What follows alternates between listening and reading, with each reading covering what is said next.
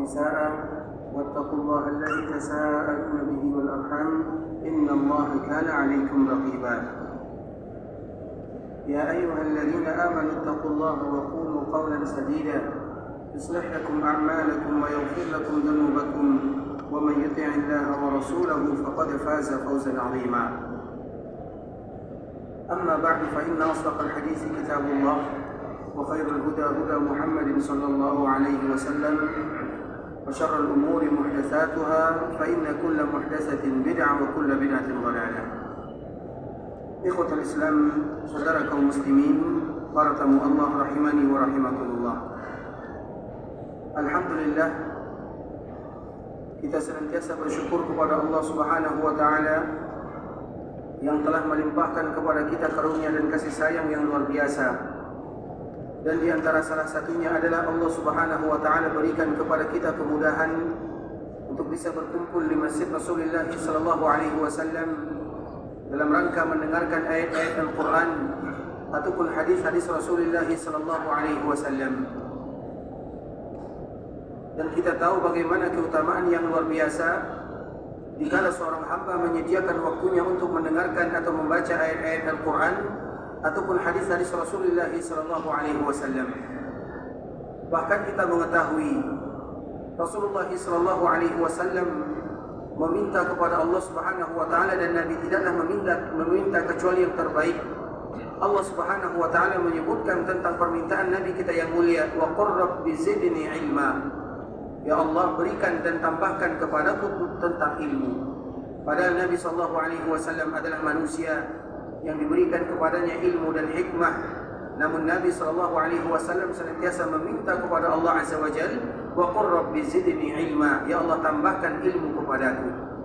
Kalau seandainya Nabi demikian, itu yang diminta oleh baginda yang mulia sallallahu alaihi wasallam, maka tentunya kita harus senantiasa lebih lagi meminta, dan salah satunya adalah menyempatkan waktu untuk selalu belajar agama Allah Subhanahu wa taala, karena dengan agama itulah kita akan berjumpa dengan Rabbul Izzati wal Jalalah.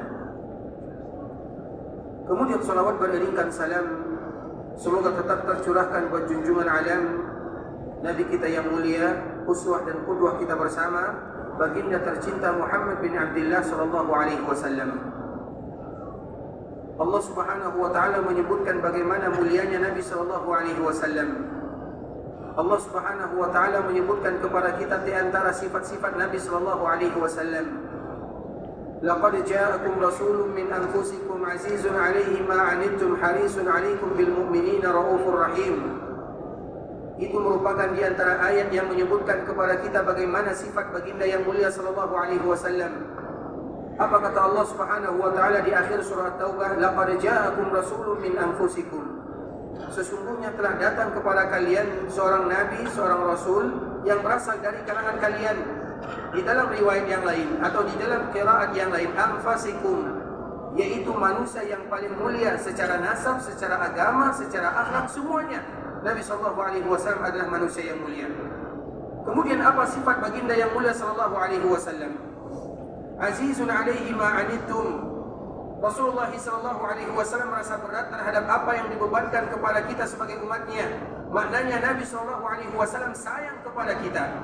Nabi sallallahu alaihi wasallam cinta kepada kita. Nabi sallallahu alaihi wasallam tidak ingin di dalam kita beragama sesuatu yang akan memberatkan diri kita. Begitulah sayangnya Nabi sallallahu alaihi wasallam. Sehingga kita tahu agama yang paling diberikan kemudahan oleh Allah Subhanahu wa taala adalah agama kita, agama Islam, yang diutus kepada Nabi Muhammad sallallahu alaihi wasallam selaku yang membawa risalah dan agama. Kalau kita bandingkan dengan agama-agama sebelumnya, maka tentunya kita tidak akan sanggup memikulnya. Namun begitulah Rasulullah sallallahu alaihi wasallam senantiasa meminta, memohon kepada Allah Subhanahu wa taala, sehingga salah satu hadis baginda yang mulia sallallahu alaihi wasallam menyebutkan, hadis yang muallaq, ahabbud dini ila Allah al-hanifiyatus samha. Sesungguhnya agama yang paling dicintai oleh Allah Subhanahu wa taala adalah yang pertama agama yang lurus akidahnya, benar keyakinannya, dan yang kedua adalah as-samha. Samha itu adalah sesuatu yang mudah di dalamnya, dan dua sifat ini terdapat di dalam agama yang dibawa oleh baginda yang mulia sallallahu alaihi wasallam. Kemudian juga di antara sifat Nabi yang disebutkan oleh Allah Subhanahu wa taala, harisun alaikum. Nabi sallallahu alaihi wasallam sangat ingin. Apa yang diinginkan Nabi sallallahu alaihi wasallam kepada kita? Nabi ingin kita semua masuk ke dalam surga Allah Subhanahu wa taala. Sehingga tidak satupun bentuk kebaikan kecuali Nabi ajarkan. Atau tidak ada satupun bentuk keburukan kecuali Nabi sudah peringatkan. Harisun alaikum. Nabi menginginkan kita semua di dalam beragama, dan agama atau apa yang kita lakukan diterima oleh Allah Subhanahu wa taala. Dan apa kalau seandainya Allah menerima apa yang kita lakukan, maka Allah akan menghadiahkan surga kepada kita bersama. Itulah yang diinginkan baginda yang mulia sallallahu alaihi wasallam. Harisun alaikum bil mu'minina raufur rahim. Kemudian sifat yang ketiga yang disebutkan di dalam ayat ini, Rasulullah sallallahu alaihi wasallam adalah orang yang lembut, adalah orang yang pengasih, adalah orang yang penyayang. Dan kita menyaksikan dikala kita membaca sejarah baginda yang mulia sallallahu alaihi wasallam, bagaimana lembutnya Nabi, bagaimana mulianya Nabi, bagaimana jujurnya Nabi, bagaimana Nabi memiliki semua akhlak yang mulia. Sehingga Allah Subhanahu wa taala menyebutkan, laqad kana lakum fi rasulillahi uswatun hasanah. Sesungguhnya betul-betul terhadap Nabi kalian itu merupakan uswah dan qudwah yang paling indah yang harus kalian ikuti. Sehingga ikhwatul Islam, di antara kewajiban kita bersama terhadap baginda yang mulia sallallahu alaihi wasallam adalah bagaimana kita senantiasa mengucapkan salam salawat kepada Rasulullah sallallahu alaihi wasallam. Allahumma salli ala Muhammad wa ala ali Muhammad kama sallaita ala Ibrahim wa ala ali Ibrahim innaka Hamidum Majid. Allahumma barik ala Muhammad wa ala ali Muhammad kama barakta ala Ibrahim wa ala ali Ibrahim innaka Hamidum Majid. Ikhwatul Islam, saudara kaum muslimin, para tamu Allah rahimani wa rahimakumullah. Alhamdulillah, kita kembali diberikan kemudahan oleh Allah Subhanahu wa taala untuk berjumpa dan bersua, mendengarkan kisah sejarah baginda yang mulia, terutama dikala kita berada di kota Madinah, kota yang dirindukan oleh baginda yang mulia sallallahu alaihi wasallam, dan kota yang dianjurkan bagi kita untuk melakukan safar ke sana. Bahkan Allah Subhanahu wa taala dan Rasulullah sallallahu alaihi wasallam menyebutkan, la tushaddur rihal illa ila thalathati masajid. Janganlah kalian melakukan safar yang melelahkan, yang meletihkan, kecuali ketiga masjid, dan di antara salah satu masjid tersebut adalah masjid Rasulullah sallallahu alaihi wasallam. Sehingga dikala kita ada di sana, tentunya di antara salah satu yang harus kita lakukan, memanfaatkan semaksimal mungkin waktu kita beribadah kepada Allah. Setiap ada keutamaan yang dijanjikan oleh baginda yang mulia sallallahu alaihi wasallam, kita berusaha untuk meraihnya, mengambilnya, memanfaatkannya.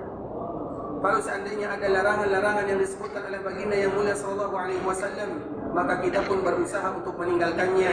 Bentuk kecintaan kita kepada Nabi kita yang mulia sallallahu alaihi wasallam. Ikhwatul Islam, saudara kaum muslimin, kita akan sedikit melanjutkan tentang sejarah Nabi kita yang mulia sallallahu alaihi wasallam. Yang sebelumnya kemarin kita telah menjelaskan bagaimana wafatnya baginda yang mulia sallallahu alaihi wasallam. Sehingga Anas bin Malik radhiyallahu taala anhu menyebutkan, tidaklah ada hari yang paling berbahagia yang dirasakan oleh penduduk Madinah kecuali hari di mana datangnya baginda Rasulullah sallallahu alaihi wasallam berhijrah ke sana. Hijrahnya Nabi sallallahu alaihi wasallam dari Makkah menuju Madinah, dan dikala Nabi sallallahu alaihi wasallam sampai di kota Madinah, itu adalah hari yang paling bahagia dirasakan oleh penduduk Madinah. Kemudian apalagi kata Anas bin Malik, dan tidaklah ada hari yang paling suram kami rasakan kecuali hari di mana Allah Subhanahu wa taala memanggil kekasih hatinya Rasulullah sallallahu alaihi wasallam. Dan kita semua tahu Nabi sallallahu alaihi wasallam meninggal pada tanggal 12 Rabiul Awal, pada hari Senin di waktu duha pada tahun ke-11 Hijriah, dan itu adalah hari wafatnya baginda yang mulia sallallahu alaihi wasallam. Dan ini hampir kata sepakat di antara para ulama bahwa tanggal 12 Rabiul Awal, hari Senin, adalah hari wafatnya baginda yang mulia sallallahu alaihi wasallam.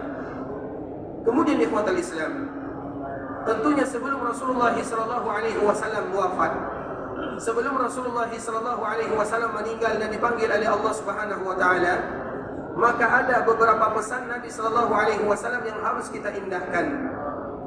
Ada beberapa pesan atau ada wasiat-wasiat Nabi sallallahu alaihi wasallam, dan kita tahu ikhwatul Islam Tidaklah Nabi SAW berwasiat kecuali tentunya yang paling bagus.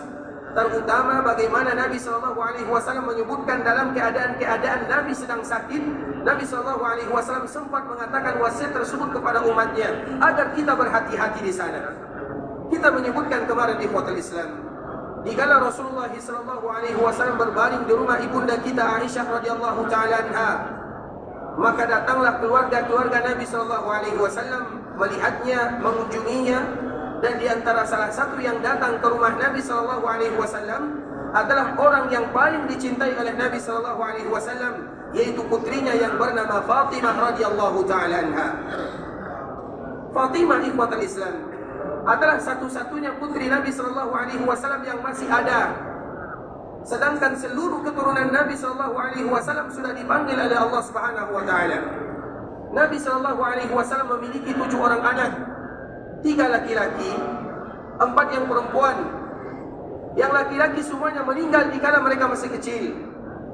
Yang pertama Qasim, yang Nabi diberikan kunyah dengan namanya, sehingga nama di antara salah satu panggilan Nabi SAW adalah Abul Qasim. Kenapa dinisbatkan ke sana? Karena memang anak Nabi yang pertama bernama Qasim, maka Nabi SAW dipanggil dengan Abul Qasim. Qasim ini ikhwatul Islam, putra pertama Nabi SAW meninggal dikala dia masih kecil, 1 tahun atau 1 tahun setengah, meninggal di waktu kecil. Kemudian yang kedua anak Nabi SAW bernama Abdullah, juga meninggal dikala dia masih kecil. Kemudian yang ketiga yang bernama Ibrahim, juga meninggal dikala dia masih kecil. Semua putra Nabi SAW meninggal di waktu kecil SAW. Kemudian begitu juga dengan putri-putri Nabi SAW. Yang pertama bernama Zainab. Putri pertama Nabi SAW adalah Zainab. Dan kita tahu ikhwatul Islam, Zainab juga meninggal di masa Nabi SAW masih hidup. Dan di antara salah satu yang membuat Zainab ini meninggal, yaitu dia dulu dikala dia ingin hijrah dari Mekah menuju Madinah, maka ontanya ditusuk oleh orang-orang Quraisy. Kemudian dikala ontanya ditusuk, maka Zainab terjatuh. Dengan terjatuh inilah, kemudian dikala Zainab sampai ke kota Madinah, maka Zainab merasakan sakitnya akibat jatuh dari onta tersebut. Kemudian Zainab meninggal radhiyallahu taala anhu. Kemudian yang kedua bernama Ruqayyah, putri Nabi SAW, yang dinikahi oleh Utsman bin Affan radhiyallahu taala anhu. Sehingga di antara salah satu kenapa Utsman tidak ikut bersama Nabi dalam perang Badar, karena menjaga putri Nabi SAW yang sedang sakit, Ruqayyah radhiyallahu taala anha. Dikala terjadi perang Badar, Utsman ingin ikut, namun Nabi SAW melarangnya, karena istrinya atau anak Nabi SAW sakit. Engkau wahai Utsman, tidak usah kamu ikut, silahkan kamu jaga istrimu atau jaga anakku, kata Nabi SAW. Dikala Allah Subhanahu wa taala berikan kemenangan kepada kaum muslimin, Allah berikan kemenangan di dalam perang Badar, Nabi SAW mendapatkan kabar gembira menangnya kaum muslimin. Namun di samping itu juga Nabi mendapatkan kabar duka karena Ruqayyah istri Nabi, atau karena Ruqayyah istri Utsman bin Affan putri Nabi yang tadi sakit meninggal dikala kaum muslimin mendapatkan kemenangan di dalam perang Badar. Kemudian yang ketiga bernama Ummu Kulsum, yang juga ini merupakan putri Nabi yang dinikahi oleh Utsman bin Affan radhiyallahu taala anhuma. Dia pun meninggal dikala dia masih muda. Dan yang tersisa adalah Fatimah radhiyallahu taala anha, yang mana Fatimah merupakan putri yang paling dicintai oleh Nabi SAW. Dan wajar kalau seandainya Nabi SAW mencintai putrinya, karena dia adalah anak dari seorang wanita yang paling dicintai dan membantu dakwah baginda yang mulia SAW, yang bernama Khadijah radhiyallahu taala anha. Kemudian ikhwatul Islam, dikala Nabi SAW berbaring terbujur di rumah ibunda kita Aisyah radhiyallahu taala anha, datanglah putrinya Fatimah radhiyallahu taala anha. Kemudian di antara kebiasaan Nabi, dan ini kebiasaan Nabi yang mungkin bisa kita contoh, Rasulullah SAW sayang terhadap putranya, sebagaimana juga Nabi SAW sayang terhadap putri-putrinya. Nabi SAW setiap kali berjumpa dengan Fatimah, walaupun dia sudah dewasa, walaupun dia sudah menikah, walaupun dia sudah memiliki keturunan, maka apa yang biasa Nabi lakukan di antara kebiasaan Nabi SAW untuk putrinya Fatimah radhiyallahu taala anha adalah mencium keningnya. Itu adalah kebiasaan Nabi SAW terhadap putrinya yang bernama Fatimah radhiyallahu taala anha. Kemudian datanglah Fatimah di kala Nabi sakit. Nabi sangat sakit. Namun dikala Nabi SAW melihat Fatimah datang, maka Nabi memaksakan dirinya untuk duduk menyambut putrinya. Ahlan biki ya Fatimah, selamat datang untukmu wahai Fatimah, kata baginda yang mulia SAW. Kemudian apa yang terjadi? Rasulullah SAW pun melakukan sebagaimana kebiasaan yang dia lakukan, yaitu mencium kening putrinya Fatimah radhiyallahu taala anha. Kemudian setelah itu Rasulullah SAW kembali berbaring dan membisikkan sesuatu di telinga Fatimah radhiyallahu taala anha yang membuat Fatimah menangis sejadi-jadinya. Kemudian setelah Fatimah menangis, Nabi SAW kembali membisikkan kepada Fatimah radhiyallahu taala anha di telinga yang berikutnya. Maka Fatimah radhiyallahu taala anha pun tersenyum dan tertawa, sehingga orang-orang yang ada mereka bertanya-tanya, kenapa kamu menangis? Dan kenapa dalam waktu itu juga kamu bisa tertawa? Dan salah satu yang bertanya adalah ibunda kita Aisyah radhiyallahu taala anha. Namun Fatimah tidak mau menjawabnya. Kenapa Fatimah tidak mau menjawabnya? Karena ini merupakan rahasia antara dia dengan ayahnya. Dan baru dijawab oleh Fatimah radhiyallahu taala anha dikala ayahnya sudah dipanggil oleh Allah Subhanahu wa taala, baru dia memberikan jawaban.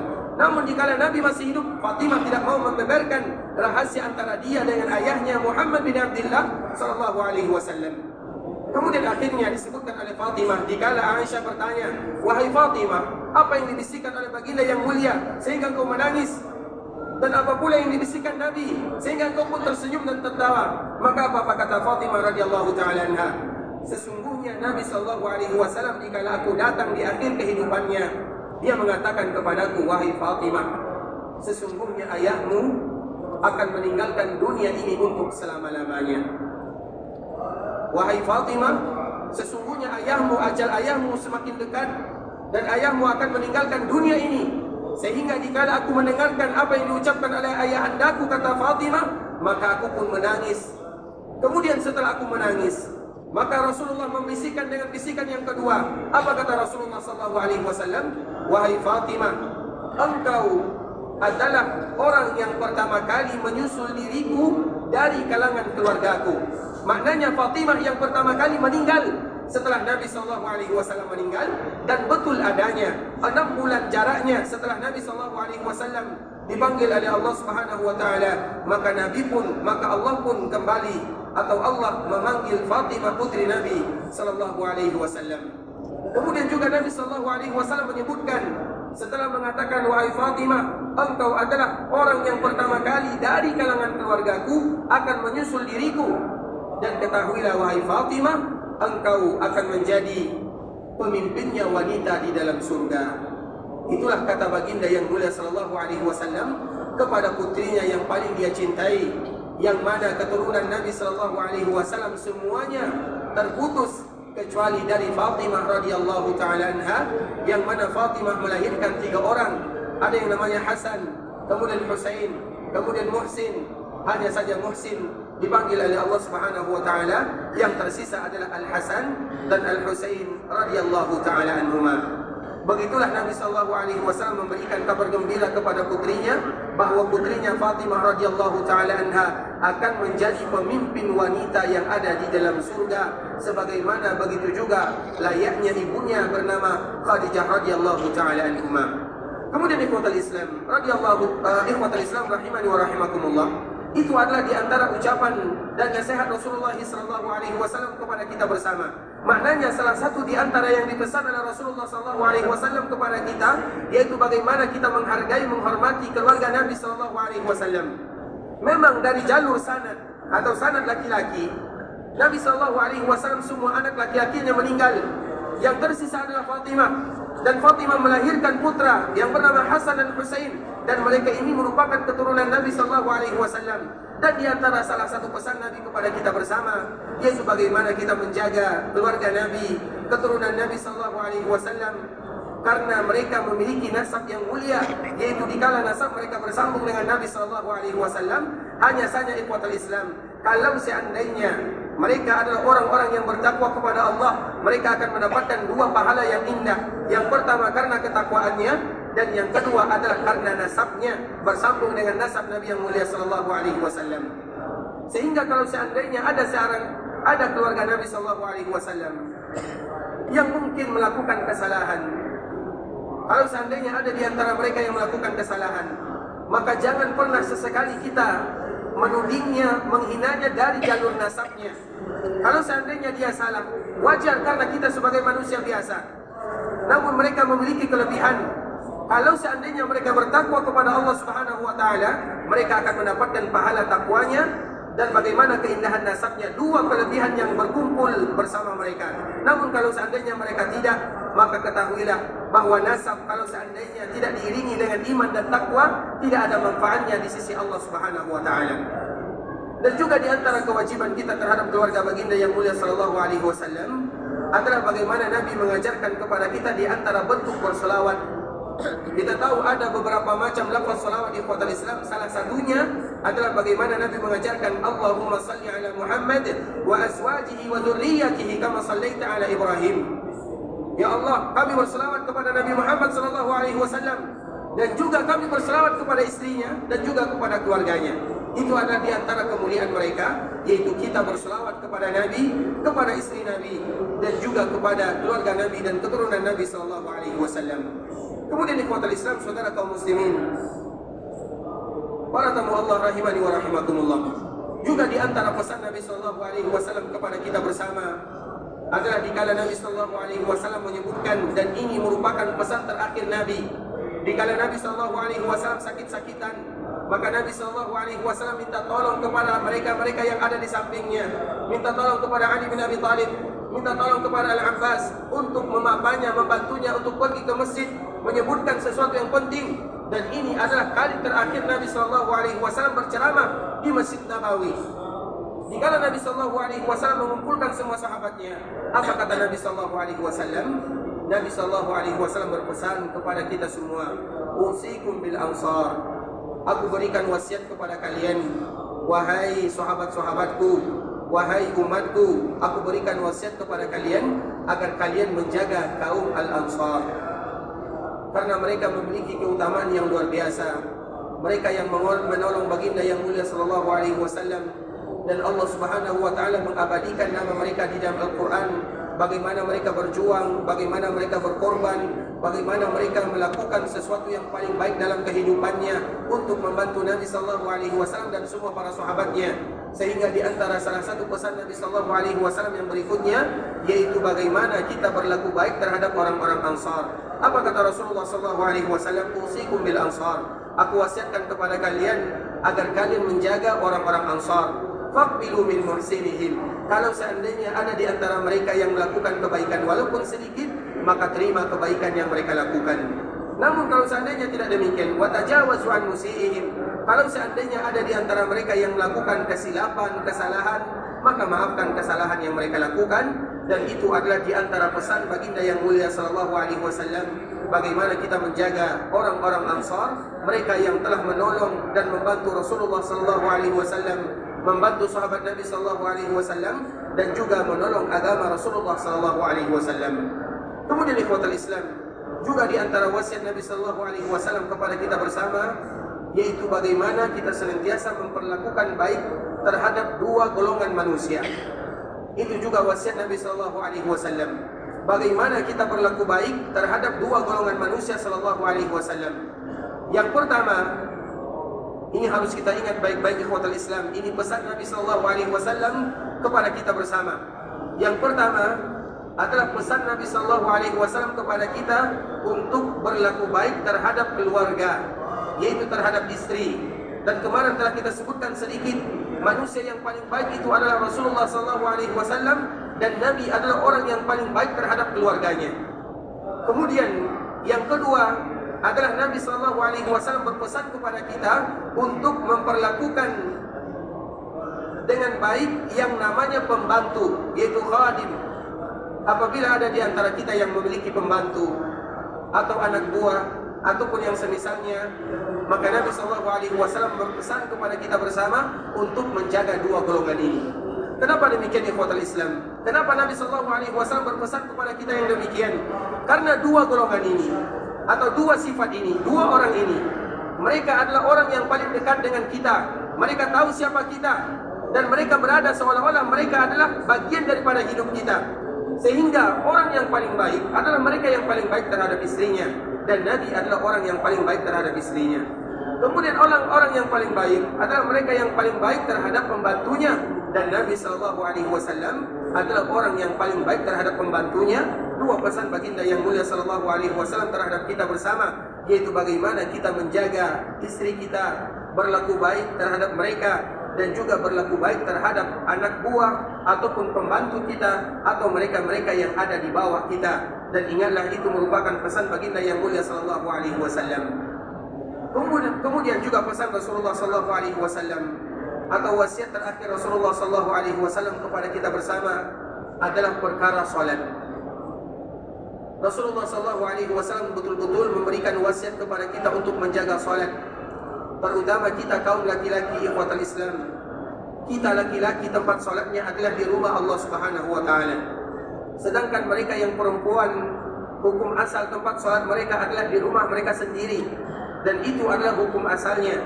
Dan di antara salah satu pesan baginda yang mulia sallallahu alaihi wasallam, dan ini adalah wasiat Rasulullah sallallahu alaihi wasallam kepada kita bersama, sebelum Nabi sallallahu alaihi wasallam dipanggil oleh Allah Subhanahu wa taala, bagaimana kita menjaga ibadah salat. Salat itu di mana kita lakukan? Tentunya dilakukan di rumah Allah Subhanahu wa taala. Kita laki-laki ikhwatul Islam, sebagaimana yang disebutkan oleh Allah Subhanahu wa taala di dalam Al-Qur'an surat An-Nur, bahwa di antara sifat laki-laki adalah mereka yang selalu datang ke masjid, adalah selalu datang ke rumah Allah Azza wa Jalla. Apa kata Allah Azza wa Jalla? Fi buyutin adzinallahu an turfa'a wa yuzkara fiha ismuh, yaitu di sebuah rumah yang mana Allah izinkan kita untuk mengangkat suara di sana, berzikir kepada Allah Subhanahu wa taala. Siapa yang melakukan demikian? Rijalul la tulhihim tijaratun wala bai'un an dzikrillah, yaitu laki-laki kata Allah Subhanahu wa taala. Rijalun artinya adalah laki-laki. Apa yang harus mereka lakukan? Yaitu mereka melaksanakan ibadah, terutama ibadah 5 waktu di masjid-masjid Allah Subhanahu wa taala atau di rumah Allah Subhanahu wa taala. Allah Subhanahu wa taala menyebutkan sifat mereka, rijalul la tulhihim tijaratun wala bai'un an dzikrillah. Laki-laki mereka yang tidak pernah terlalaikan dengan perdagangan, yang mereka tidak pernah terlalaikan dengan dunia dari mengingat Allah Subhanahu wa taala. Apa maknanya? Karena memang yang banyak melalaikan manusia adalah harta. Sebagaimana yang banyak melalaikan manusia adalah perdagangan. Sebagaimana yang paling banyak melalaikan manusia dari berzikir kepada Allah adalah dunia. Sehingga Allah menyebutkan sifat laki-laki yang sebenarnya. Siapa mereka? Rijalul la tulhihim tijaratun wala bai'un an dzikrillah, yaitu laki-laki yang senantiasa datang ke rumah Allah Azza wa Jalla, dan mereka tidak pernah terlalaikan dengan perdagangan, juga tidak pernah terlalaikan dengan jual beli daripada mengingat Allah Subhanahu wa taala. Dan itu juga merupakan di antara wasiat baginda kita yang mulia sallallahu alaihi wasallam, bagaimana kita menjaga ibadah salat. Salat ikhwatul Islam bagi kita kaum laki-laki adalah di masjid atau di rumah Allah Subhanahu wa taala, terlepas daripada perbedaan para ulama. Memang kalau seandainya kita tinjau dari perbedaan para ulama, terjadi perbedaan di antara para ulama, apa hukumnya salat laki-laki di masjid? Apakah itu wajib atau hanya sekedar sunnah saja? Namun jumhur para ulama menyebutkan bahwa laki-laki mereka wajib melaksanakan salat di rumah Allah Subhanahu wa taala. Itu yang namanya laki-laki. Namun kalau seandainya kita lihat sebagian mazhab terutama Asy-Syafi'iyah atau Imam Syafi'i rahimahullahu taala, dia mengatakan dan dia keluar dari jumhur para ulama. Dia menyebutkan bahwa salat berjamaah bersama kaum muslimin bagi kaum laki-laki hukumnya adalah sunnah muakkadah. Bagi kaum laki-laki adalah sunnah muakkadah. Namun sebelum kita mengatakan yang demikian, kita terlebih dahulu harus mengetahui bagaimana Nabi kita atau bagaimana Imam Syafi'i rahimahullahu taala. Imam Syafi'i dan kebanyakan mereka yang bermadzhab Syafi'i, mereka mengambil pendapat Imam Syafi'i bahwa salat bersama kaum muslimin di masjid Allah Subhanahu wa taala adalah sunnah muakkadah. Namun ada pelajaran penting yang harus kita ingat sebelum kita mengambil pendapat Imam Syafi'i terutama dalam perkara ibadah salat, kita lihat dulu apa yang dilakukan oleh Imam Syafi'i rahimahullahu ta'ala. Sehingga di antara salah satu yang disebutkan oleh para ulama, sebelum kita melihat perkataan yang disebutkan oleh para ulama, kita lihat dulu ulama tersebut bagaimana mereka melakukannya dalam kehidupan sehari-hari. Imam Syafi'i kita tahu, seorang ulama besar, seorang ulama yang lahir pada tahun 150 Hijriah, meninggal pada tahun 204 Hijriah. Dia lahir di Gaza, Palestin. Kemudian dia menuntut ilmu dikala dia masih kecil, pergi ke Mekah. Kemudian dia belajar ke kota Madinah bersama Imam Malik. Kemudian dia pergi lagi ke Mekah. Kemudian dia pergi ke Kufah, ke Baghdad dan yang semisalnya. Yang mana pada akhir kehidupan Nabi atau kehidupan Umar atau kehidupan Imam Syafi'i rahimahullah, dia pergi ke sebuah tempat yang bernama Mesir. Di sanalah dia meninggal, Imam Syafi'i rahimahullah ta'ala. Dan kita tahu, di antara salah satu penyakit yang dirasakan oleh Imam Syafi'i adalah bawasir. Bawasir itu bahasa kitanya seperti ambeien. Itu adalah di antara penyakit yang diderita oleh Imam Syafi'i rahimahullah ta'ala. Dan itu adalah penyakit yang berat, yang kadang-kadang bisa keluar darah. Nah, disebutkan oleh murid Imam Syafi'i rahimahullah ta'ala, agar kita tahu bagaimana dan siapa dia. Dia mengatakan ini. Namun apa yang dia lakukan oleh Imam Syafi'i rahimahullah ta'ala, Imam Syafi'i sebagaimana yang dinukilkan oleh muridnya dikala dia berada di Mesir, kami memperhatikan ada darah yang keluar dari tubuh Imam Syafi'i rahimahullah. Kami melihat asar darah tersebut di pakaiannya. Namun yang demikian tidak membuatnya untuk tidak datang ke rumah Allah Subhanahu wa taala melakukan salat berjamaah. Maknanya apa ikhwatul Islam? Imam Syafi'i mengatakan atau mazhab Syafi'i, salat berjamaah adalah sunnah muakkadah. Namun kita lihat imamnya bagaimana dan apa yang dia lakukan. Bahkan dalam keadaan yang sakit pun dia tidak pernah meninggalkan salat berjamaah bersama kaum muslimin. Kita tahu kalau seandainya ada darah, karena darah itu ada di antara salah satu yang bisa membatalkan wudhu.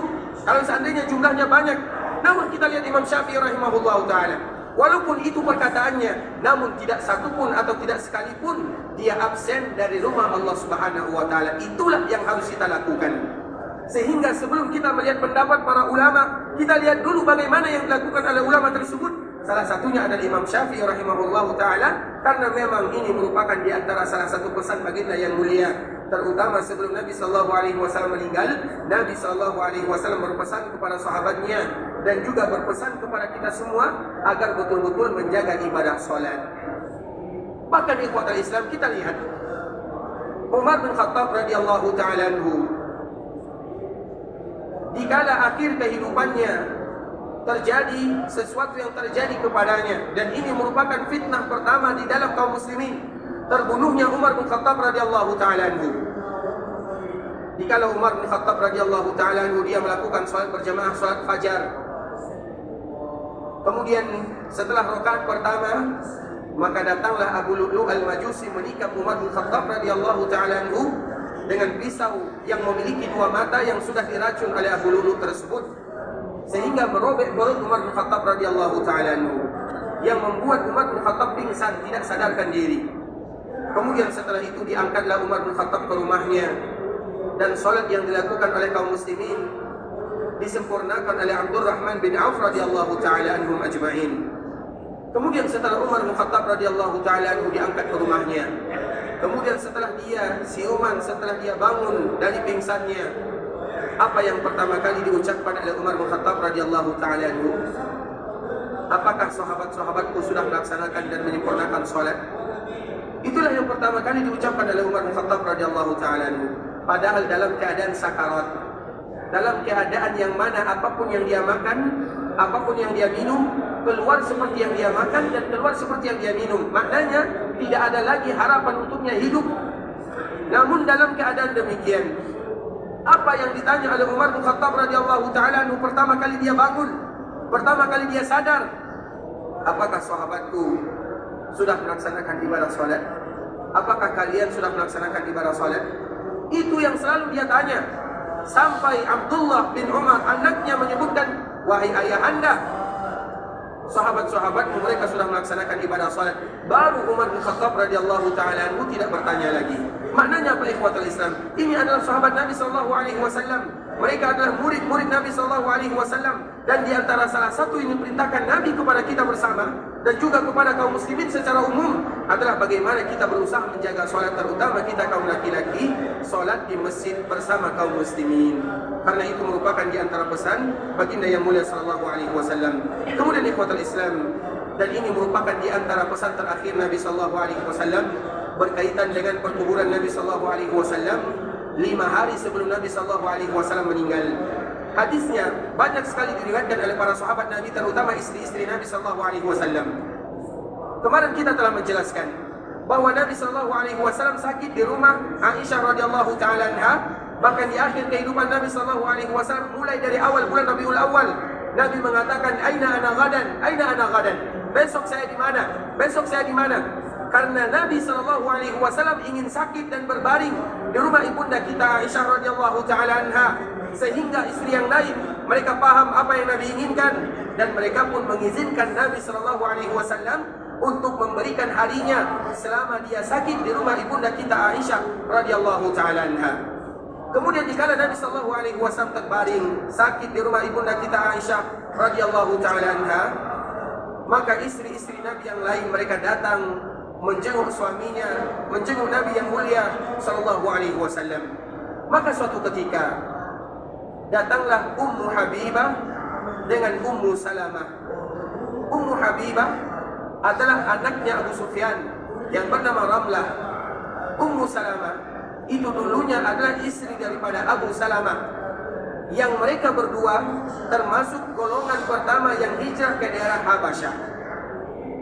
Kita tahu sebelum Nabi SAW memerintahkan sahabatnya hijrah ke kota Madinah, maka Nabi terlebih dahulu mengizinkan mereka untuk hijrah ke sebuah daerah yang bernama Habasyah, sebuah daerah yang dulu dipimpin oleh kaum Nasara. Namun di sana ada raja yang adil, sehingga Nabi SAW memerintahkan sahabatnya untuk hijrah ke sana. Dan di antara salah satu yang hijrah ke sana adalah Ummu Habibah dengan Ummu Salamah, yang mana keduanya adalah istri Nabi yang mulia sallallahu alaihi wasallam. Di akhir-akhir kehidupan Nabi sallallahu alaihi wasallam, Nabi sallallahu alaihi wasallam meletakkan pakaian di atas mukanya. Kenapa demikian? Untuk menutup mukanya, karena Nabi sallallahu alaihi wasallam merasakan sakit yang luar biasa. Bahkan kemarin telah kita menyebutkan, tu'aku innaka tu'aku kama yu'aku rajulan. Sesungguhnya engkau wahai Nabi merasakan sakit 2 kali sakit yang kami rasakan, sebagaimana hadis yang disebutkan oleh Abdullah bin Mas'ud radhiyallahu taala anhu. Sakit yang Nabi rasakan 2 kali sakit dibandingkan dengan sakit yang kita rasakan. Sehingga Nabi sallallahu alaihi wasallam menutup mukanya, kemudian membuka, kemudian menutup mukanya lagi, menahan rasa sakit yang luar biasa. Begitulah Nabi yang mulia sallallahu alaihi wasallam. Dan kita selalu menyebutkan ikhwatul Islam, manusia yang paling dicintai oleh Allah Subhanahu wa taala adalah baginda yang mulia. Namun manusia yang paling berat ujiannya adalah baginda yang mulia juga. Karena memang di antara cintanya Allah kepada seorang hamba, Allah akan berikan kepada mereka ujian. Makanya Nabi menyebutkan, innallaha idza ahabba qauman ibtalahum. Allah apabila sayang, suka, cinta kepada suatu hamba atau suatu kaum, kepada seorang hamba, ibtalahum, Allah akan berikan ujian kepada mereka. Apabila ada di antara kita yang diuji dengan kesehatan, diuji dengan kesempatan, diuji dengan keluarga, diuji dengan hal-hal yang lainnya, ketahuilah itu adalah tanda Allah sayang dan cinta kepada kita. Karena Allah menyebutkan, atau Nabi menyebutkan, innallaha idza ahabba qauman ibtalahum. Allah apabila sayang kepada suatu kaum, Allah berikan kepada mereka ujian. Di dalam hadis yang lain, man yuridillahu bihi khaira yusib min. Barang siapa di antara hamba yang Allah inginkan kebaikan untuk dirinya, maka Allah akan berikan kepadanya musibah. Musibah itu ada tanda Allah inginkan kebaikan untuk diri kita. Sehingga apabila kita mendapatkan ujian, mendapatkan musibah, jadikan ujian tersebut, jadikan musibah tersebut semakin mendekatkan diri kita kepada Allah Subhanahu wa taala. Sehingga sebahagian para ulama menyebutkan, kalaulah tidak ada musibah, niscaya tidak ada alasan bagi Allah Subhanahu wa taala untuk mengangkat derajat kita. Karena dengan ibadah yang kita lakukan, kita tidak ada yang bisa menjamin kita salat. Siapa di antara kita yang bisa mengatakan salat saya diterima oleh Allah Azza wa Jalla? Tidak ada. Namun yang ada adalah harapan. Kita selalu berharap, meminta, memohon kepada Allah agar salat kita diterima. kita melaksanakan ibadah umrah. Siapa di antara kita yang bisa menjamin umrah yang kita lakukan pasti diterima oleh Allah Azza wa Jalla? Tidak ada. Hanya saja kita berharap agar kita atau umrah kita diterima oleh Allah Subhanahu wa taala. Nah, di antara salah satu yang paling mudah untuk mengangkat derajat seorang hamba adalah dengan musibah yang mereka dapatkan. Bahkan Rasulullah SAW menyebutkan, tidaklah seorang hamba ditusuk oleh duri kecuali mereka akan diangkat derajatnya dan dihapus dosa-dosanya. Sehingga itulah yang disebutkan oleh para ulama, kalaulah tidak ada musibah, niscaya tidak ada alasan bagi kita untuk diangkat pahalanya oleh Allah Subhanahu wa taala. Berarti maknanya apa? Musibah yang Allah berikan kepada seorang hamba bukti sayang dan cinta Allah kepada kita bersama. Sehingga kita selalu mengulang, kita selalu mengingatkan kepada diri kami pribadi dan juga kita bersama ikhwatul Islam, jika Allah berikan kepada kita ujian, maka kita datang kepada Allah dan mengadu kepada Allah. Jangan pernah mengucapkan, ya Allah, apa salahku, apa dosaku, kenapa musibah ini menimpa diriku. Jangan pernah mengucapkan kalimat-kalimat yang demikian. Namun ucapkanlah sebagaimana yang disebutkan oleh Allah di dalam Al-Quran, alladzina idza asabathum musibah, yaitu mereka yang diberikan musibah oleh Allah Subhanahu wa taala, qalu inna lillahi wa inna ilaihi rajiun. Setiap mereka yang mendapatkan musibah apa saja, maka mereka akan mengatakan inna lillahi wa inna ilaihi rajiun. Itulah seorang hamba, jikalau Allah berikan kepada mereka ujian, maka itu bentuk cinta dan sayangnya Allah kepada mereka semua. Dan manusia yang paling dicintai oleh Allah Subhanahu wa taala adalah Rasulullah sallallahu alaihi wasallam, sehingga sakit yang Nabi rasakan 2 kali lipat dibandingkan dengan sakit yang kita rasakan. Sehingga Nabi sallallahu alaihi wasallam senantiasa menutup mukanya supaya tidak dilihat oleh orang lain bagaimana Nabi merasakan kesakitan tersebut. Nah, jika Nabi melakukan yang demikian, datanglah Ummu Habibah dan Ummu Salamah. Jika mereka datang, mereka bercerita kepada baginda yang mulia sallallahu alaihi wasallam. Apa yang mereka ceritakan kepada Nabi? Mereka bercerita kepada Nabi tentang sejarah dan pengalaman mereka dikala mereka berada di daerah Habasyah. Itulah yang mereka ceritakan kepada Nabi sallallahu alaihi wasallam. Dan kita tahu, daerah Habasyah, tempat hijrah pertama kaum muslimin, itu adalah daerah yang dikuasai dulunya oleh orang-orang Nasara. Dan kita tahu, di antara bentuk peribadatan orang-orang Nasara, apabila ada orang saleh meninggal dari kalangan mereka, atau apabila Nabi meninggal dari kalangan mereka, maka mereka akan membuat gambar dan membuat patung di sana.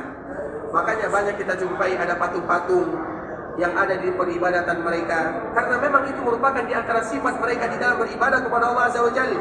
Makanya Ummu Habibah dan Ummu Salamah bercerita kepada Nabi sallallahu alaihi wasallam tentang yang demikian. Ya Rasulullah, kami dulu dikala kami berada di negara Habasyah, di daerah Habasyah, kami melihat ini, kami melihat patung ini, kami melihat ada orang yang beribadah kepada patung tersebut. Apa kata Nabi sallallahu alaihi wasallam? Rasulullah sallallahu alaihi wasallam menyebutkan, inni abra'u ila Allah an yakuna li minkum khalil. Sesungguhnya aku berlepas diri, kata Allah Subhanahu wa taala, bahwa tidak ada khalil bagiku, kata Rasulullah sallallahu alaihi wasallam. Maknanya khalil itu artinya adalah kekasih hati. Rasulullah sallallahu alaihi wasallam tidak boleh baginya menjadikan manusia sebagai khalil, walaupun Nabi sallallahu alaihi wasallam cinta kepada kita bersama. Fa innallaha ittakhadani khalila kama ittakhadha Ibrahim khalila. Karena sesungguhnya Allah yang menjadikan diriku sebagai khalil, dan juga Allah menjadikan Nabi Ibrahim sebagai khalil.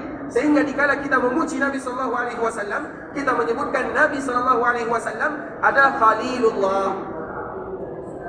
Sama sebagaimana yang kita sebutkan Nabi sallallahu alaihi wasallam habibullah. Namun apabila kita bandingkan 2 kalimat ini, mana yang lebih bagus kita ucapkan? Yang lebih bagus kita ucapkan untuk Nabi yang mulia sallallahu alaihi wasallam adalah kalimat Nabi Muhammadun sallallahu alaihi wasallam khalilullah. Karena kalimat khalil derajatnya lebih tinggi daripada kalimat habib. Habibullah itu masih rendah derajatnya. Kalimat yang paling tinggi digunakan untuk memuji Nabi adalah khalilullah. Nabi khalilullah, sebagaimana yang Nabi sebutkan di dalam hadisnya.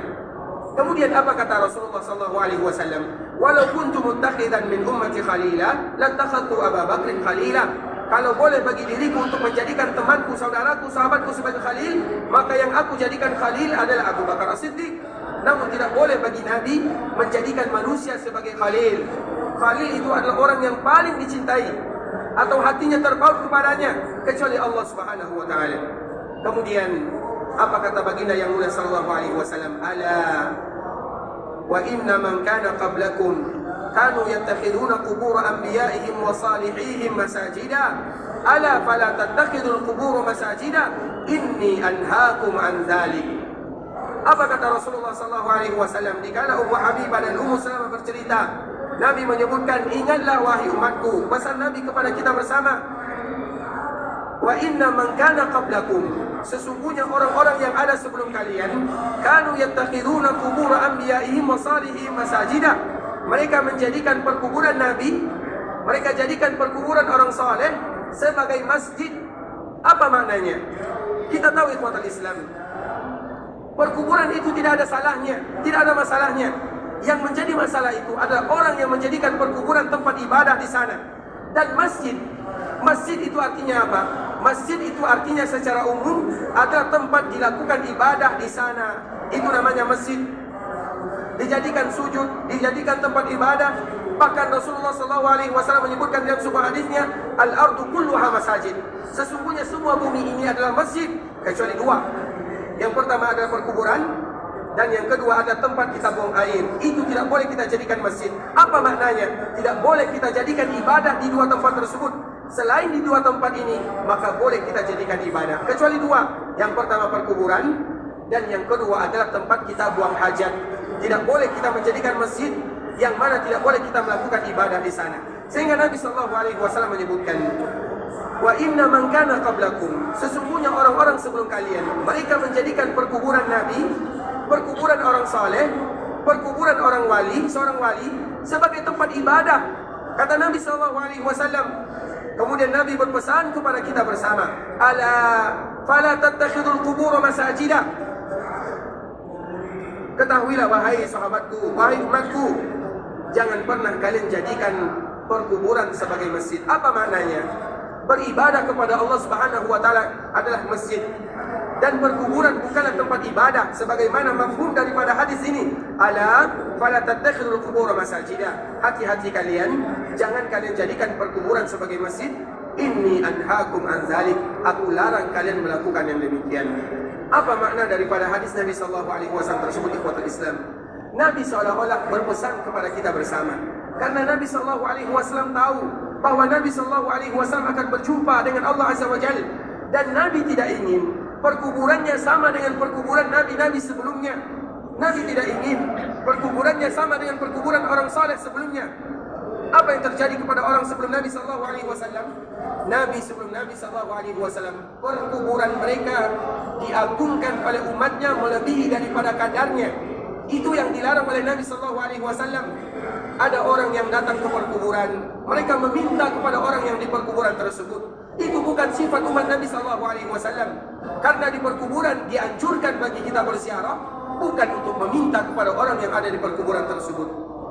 Bahkan di dalam riwayat yang lain, Nabi sallallahu alaihi wasallam menyebutkan, lamma nazala bi Rasulillah sallallahu alaihi wasallam, tafiqa yatrahu khabisatan ala wajhihi.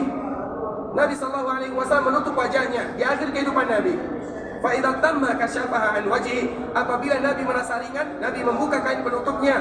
Faqala wa huwa kadzalik, dan Nabi mengucapkan dikala dia melakukan yang demikian, la'natullahi 'alal yahudi wan nasara ittakhadhu qubur anbiya'ihim masajida yuhadziru ma sana'u. Allah melaknat orang-orang Yahudi dan orang-orang Nasara karena mereka menjadikan perkuburan para nabi mereka sebagai masjid dan tempat ibadah. Dan Nabi SAW melarang kita untuk melakukan yang demikian. Maknanya ikhwatul Islam, kita tahu jika kita datang ke perkuburan Nabi SAW, apa yang kita lakukan? Kita berdoa kepada Allah Azza wa Jalla dengan doa yang kemarin kita sebutkan. Jika kita datang, makanya di antara kemuliaan kita sebagai umat Nabi,